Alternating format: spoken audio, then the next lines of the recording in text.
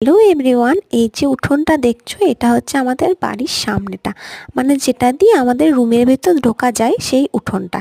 এটাকেই আজকে আলপনা দিয়ে সুন্দর করার চেষ্টা করব।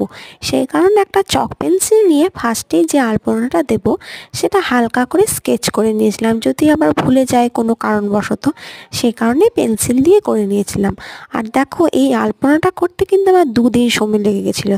তার একটাই কারণ হচ্ছে রঙটার জন্য। আর দেখো আমার এখানে হাতের অবস্থাটা কী রকম হয়েছে, পুরো সাদা রঙগুলো লেগে গেছে। আর এই রঙটাতে মানে এশিয়ান পেন্টের এই রঙটা দেওয়াতে আলপনাটার খুব কষ্ট, টানতে অনেকটা দেরি হয়, সেই কারণে আমার 2 দিন লেগে গেছিলো।